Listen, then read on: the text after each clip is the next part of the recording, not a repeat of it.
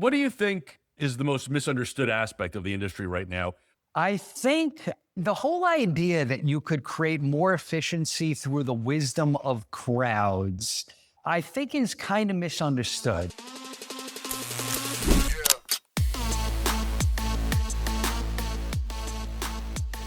And welcome back to another edition of the Business of Betting podcast. I am your host, Jeff Edelsten, senior analyst at InGame. I am joined today by Steven Dresner, the founder of DealFlow Events and the host of Predict 2026, which is happening this October, the 6th and 7th in New York City. Steven, welcome to the show. Thanks for having me, Jeff. Appreciate it. So yeah, I mean, prediction markets are two words that I never even uttered up until about 2 years ago. Now I can't shut up about them. It's all everyone talks about. Your business, but the DealFlow Events, you've been building conferences around, all kinds of acronyms. I don't even know what they mean. SPACs and pipes and venture debt and all kinds of stuff beyond my comprehension. But what made you say here, all right, well, I got to get into the prediction markets operation here. What made you decide that? So first is, like you, hard to escape this topic. This isn't some niche financial curiosity. This is mainstream. This is above the fold, page one, New York Times. So, there's broad awareness. Now, in terms of our background and what attracted us to prediction markets, we are a B2B events company that focuses primarily on finance and even more narrowly on investment strategies. Generally, what we look for are markets that are forming, that have regulatory and legal complexity, that have some sort of a principal investment component.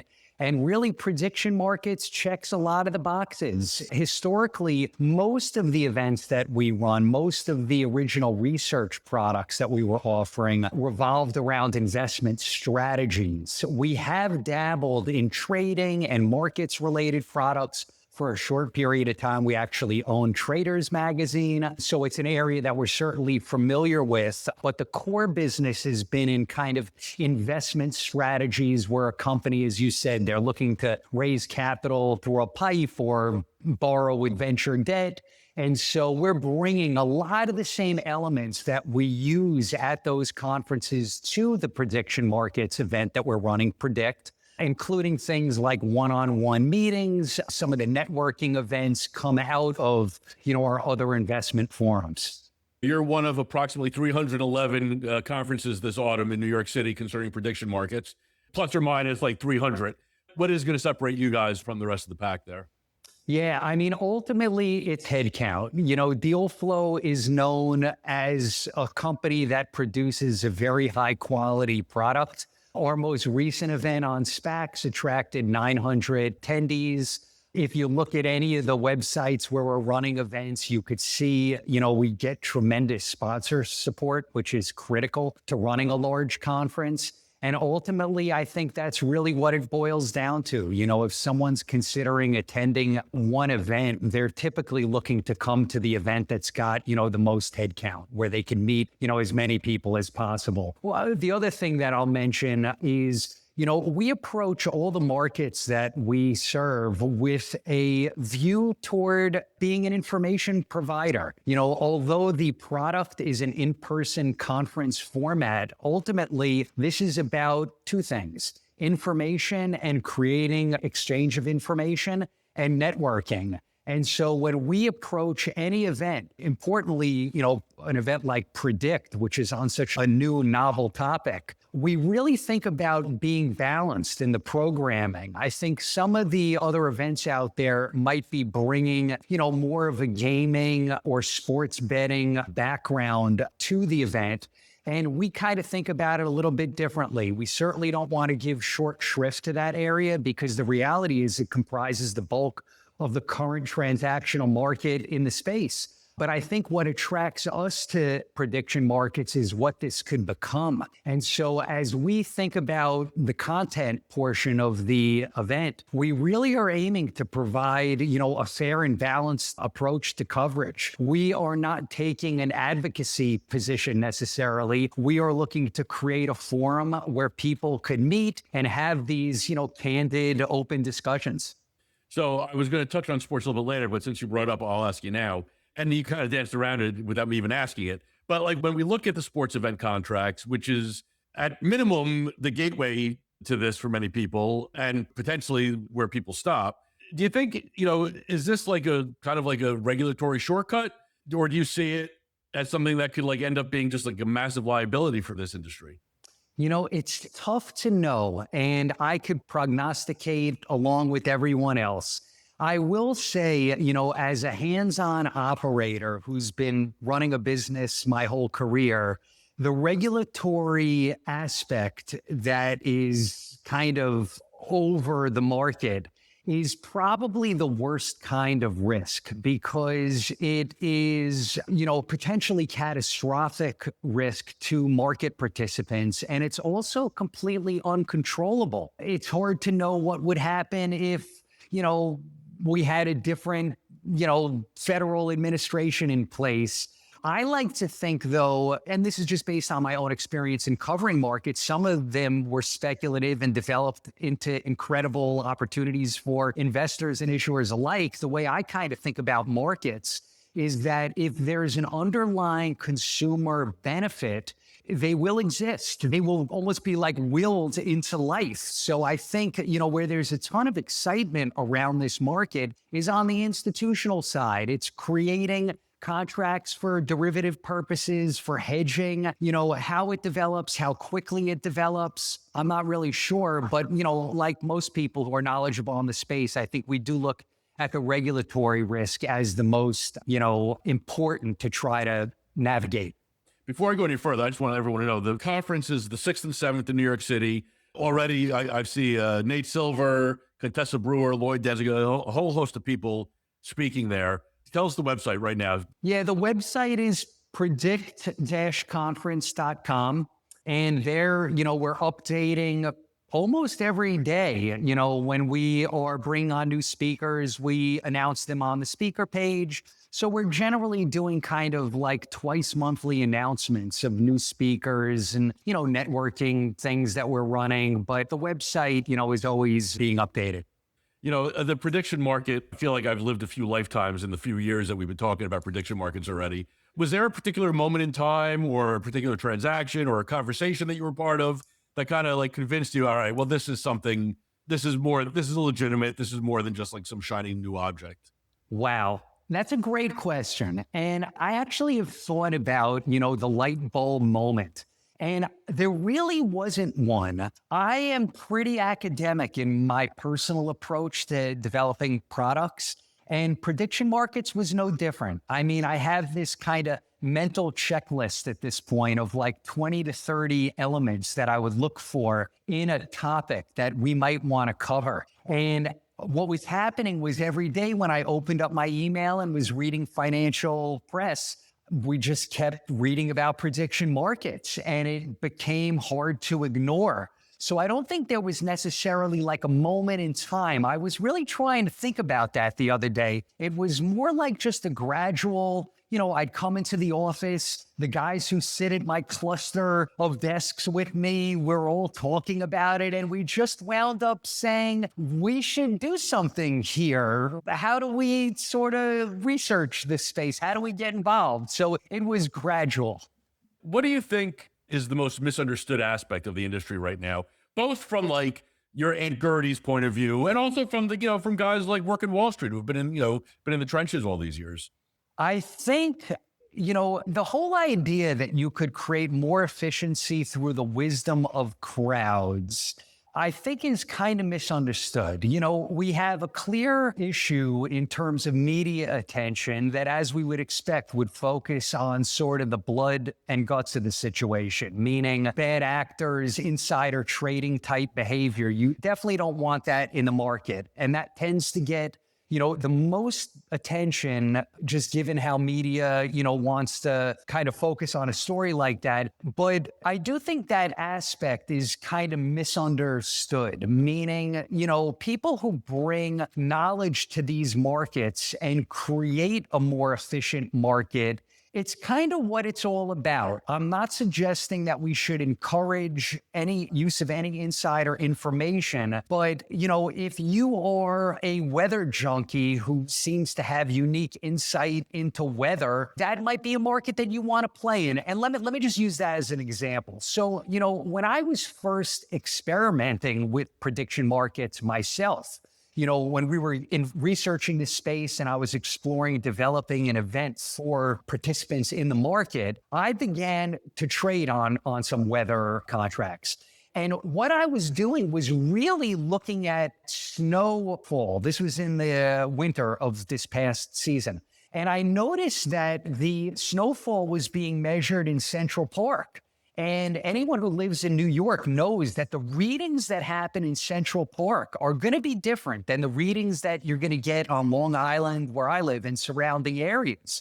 So I fashioned myself to be like a little smarter, because I felt like if they were basing it on Central Park and it looked like the market to me was thinking like this is the whole area, knowing that Central Park snowfall was going to be much less than in the surrounding area. So that's kind of an example where, I'm certainly not an insider. I'm bringing what I think is unique, insight into how I would interpret this contract. It's being, measured in snowfall in Central Park. So I think that's kind of misunderstood, is the value of that sort of trading within markets. And I think that's ultimately what becomes so important about these markets, is being able to look at them as a realistic gauge for future performance of something.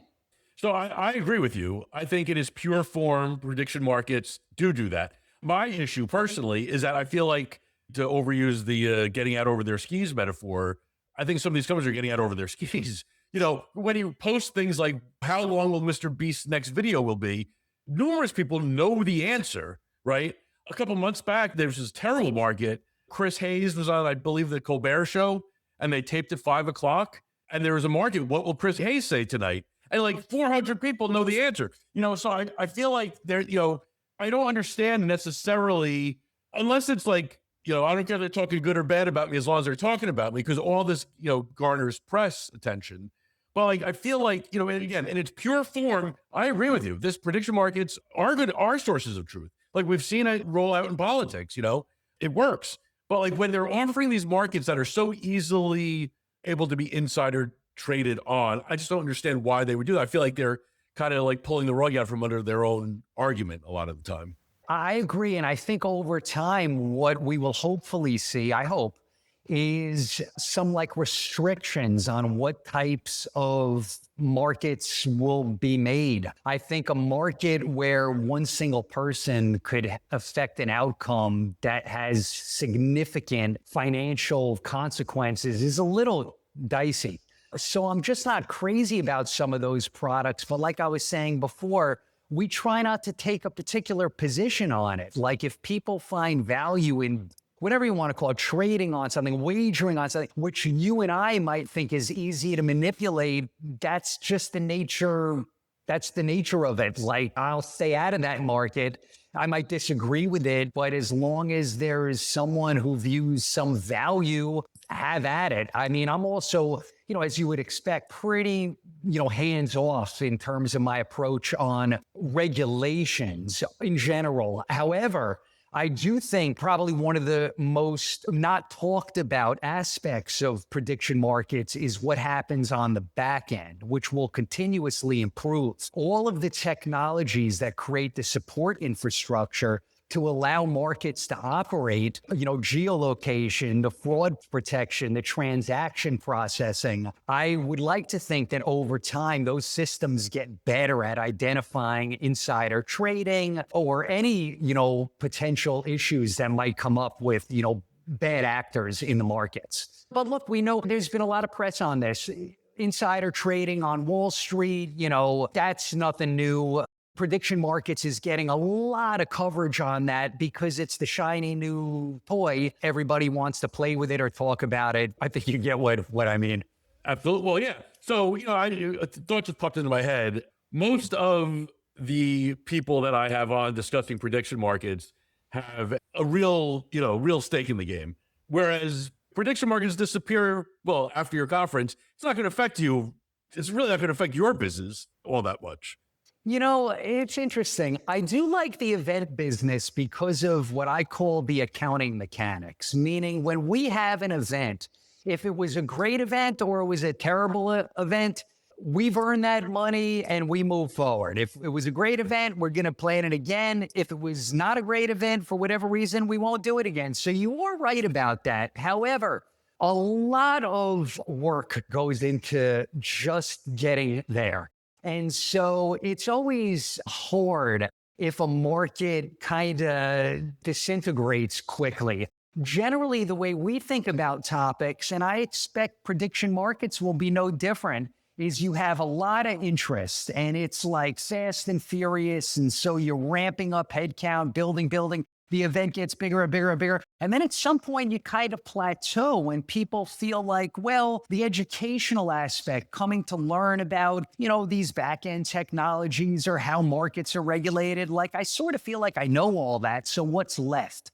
So I think in general, events tend to run this course where as a topic gets mature, it plateaus. Now, what we do that's different and, I think stands out in the competitive landscape of events is we view our events as networking first platforms. People can learn about prediction markets through your podcast, reading, the 10, 20 stories every day in the press. But to really learn the market, you got to meet the people, you got to network, you got to talk. And so what we try to do, especially when an event is kind of plateauing, is incorporate more of these networking elements so that people get value in coming, even if they do feel like they know it all. But it is, given we have 20 years of experience in this, you just have to kind of recognize that there's like a period of like a lot of excitement where people are rushing into a space and then it tends to, play out pretty quickly. And what's left are a few companies that are creating forums like we create. So again, we'll see how it plays out. I'm optimistic, but we'll see.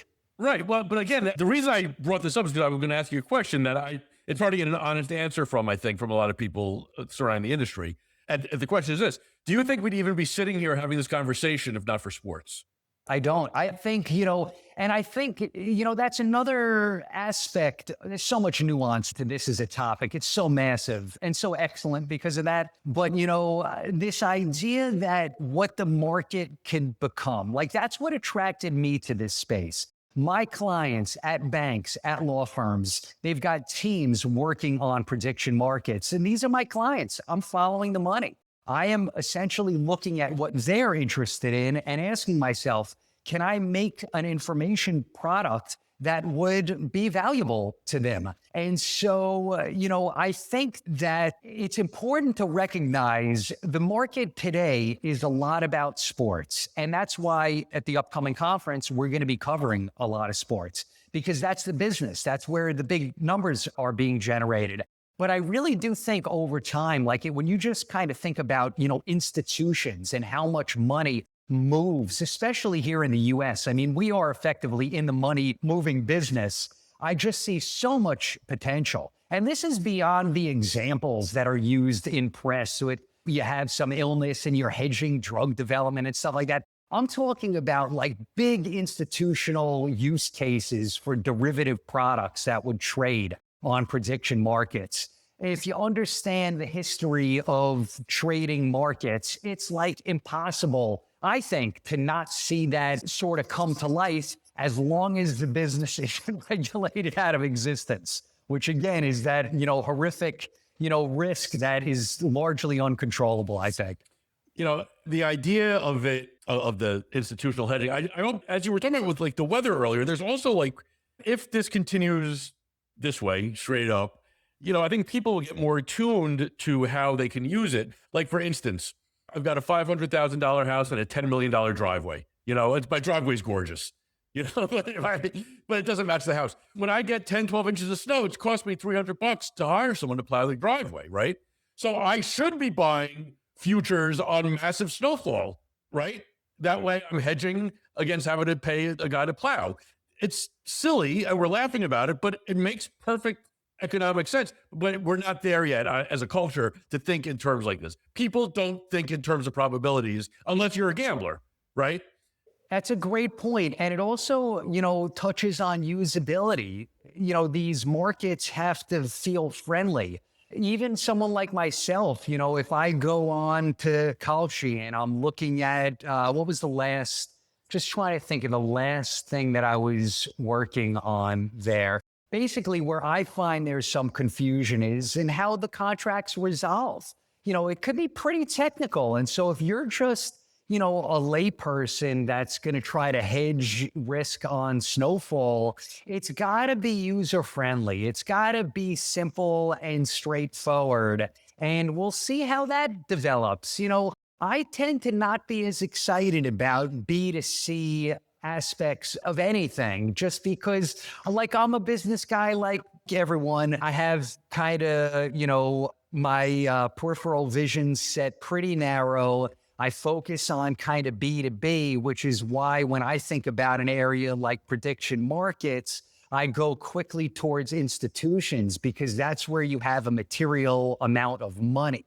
When you get into like snowfall in the New York metro area during the C20, it's de minimis activity. And I don't know how important that is in terms of finance globally. But it is important, I think. Certainly, if I was running a prediction market, I would want as many people friendly towards it as possible so that when those legislative hearings and those court hearings start coming out, at least, you might get a groundswell of people saying, no, I want this. Like, this is important to me. But again, we're getting too far ahead of myself. I want to go back to something else that you were talking about, looking at it from this B2B angle and your narrow vision on it. Where do you think the money lays here? I mean, is it in operating the exchange? Is it making the markets? Is it the data? Is it the compliance? Is it payments? There's all these things. Where do you think, or is it something that nobody's paying attention to yet? Yeah, I think the big money is always going to be made, at the exchange level. I'm a pick and shovel provider. I've gotten comfortable with that. We're swinging for singles and doubles. But I also think that the supporting, ecosystem of builders, the types of companies I mentioned before, the ones providing geolocation services, fraud services, payment processing, I think there will be considerable business opportunities in that area on the back end, but the big money will be made at the exchange level.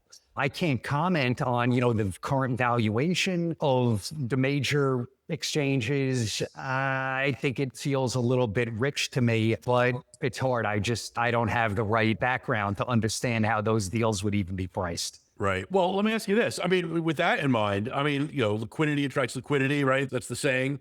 I mean, once again, assuming all this stays above board, it's kosher, it's all good, everyone loves it. Do you see this in 5-10 years as like a winner take all, where there's like a Kalshi and maybe a couple others, and everyone else is kind of like by the wayside? Or do you see this, could it be more specialized? Like, how do you see it? Definitely, yes. I see it as becoming very specialized.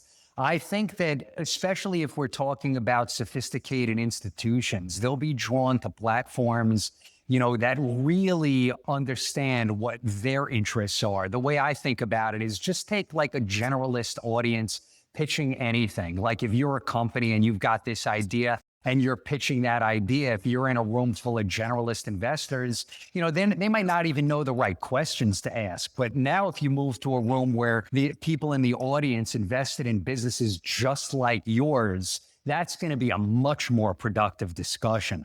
So I do think that eventually, we might see one or a small handful of like generalist, consumer oriented, bet on your Love Island and your sports betting. I do see that as likely to, emerge. But the big money, I think, will transact on much more specialized exchanges, whether they're focused on, pharmaceutical development or other areas of markets. I think the real money will be trading in places where there's a lot more sophistication. You've spent your career around companies that are trying to raise money, companies that are trying to go public, companies that are trying to, do all this stuff. Just, history being your guide, do you see a big push for IPOs or acquisitions or anything along those lines right now? Or is it too unsettled for anyone to seriously consider doing anything like that? It's a great question.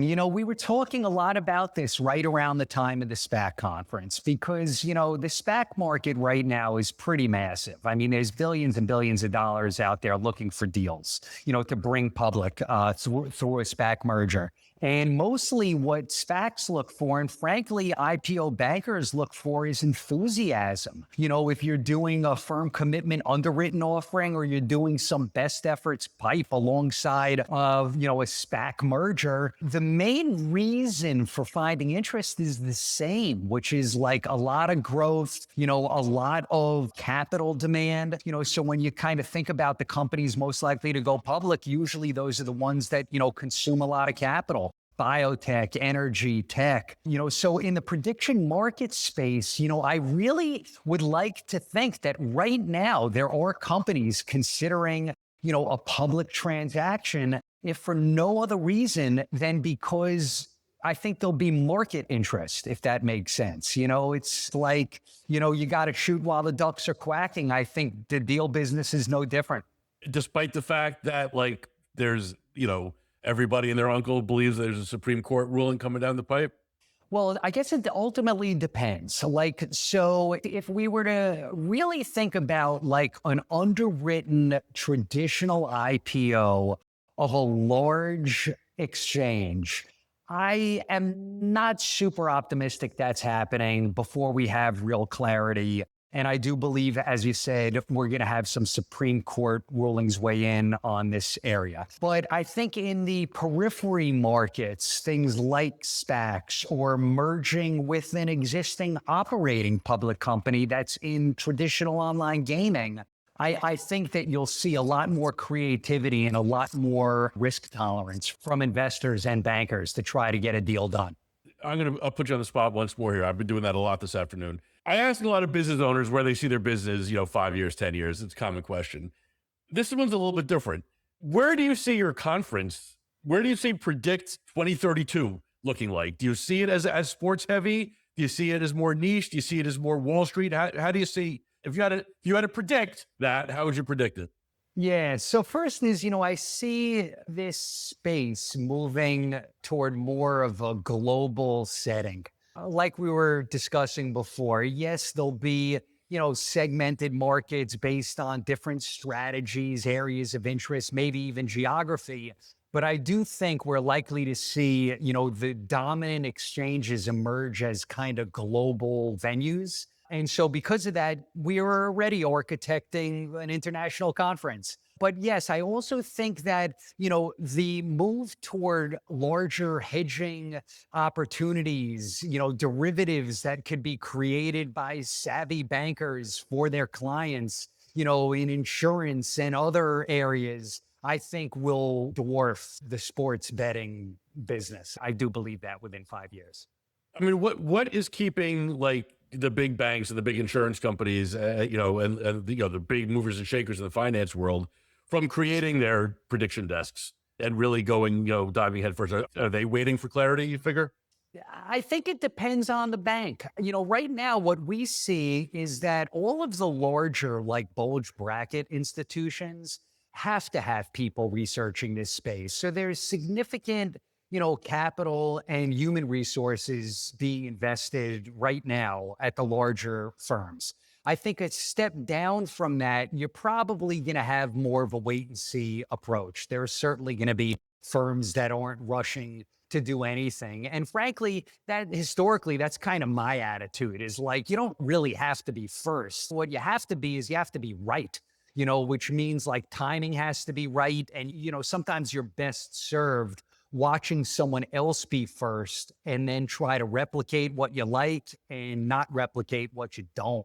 So you kind of, sometimes see a business emerging where the leading players don't remain the leading players because savvy people study those moves and come up behind them and try not to make the same mistakes. And of course, anybody who's run startups, yours truly included, could be honest about that. When you're doing your first startup, you're really learning on other people's dime. It's when I reflect on the first business I was running in my 20s, oh, wow. my ability to make decisions has only gotten better over time. And I think, the same is true here. So for whatever that's worth. My first company was a software business that developed billing applications for voice over internet. And this was back in the mid 90s when moving voice from circuit switch networks onto the internet was a new concept. So people like me, we were living it. We saw the potential, but again, timing was everything. The earliest entrants into that space weren't the dominant players. They got pushed aside by people who studied their moves and performed better with less cash. All right, Steven, it's been a real pleasure having you on. Tell everyone if they're going to, why they should go to Predict 2026. We'll do that. Thanks, Jeff. So, we are running Predict 2026 on October 6th and 7th of this year at the Marriott Marquis in New York. We've contracted to get the biggest ballroom in the whole city, which, gives you at least our level of conviction on this thing. We got a lot of cool, programming planned. We're going to be announcing a lot of great networking opportunities for people in the space and hope to see everyone there. Awesome. Steven Dresner, thanks so much. Thank you, Jeff. Appreciate it.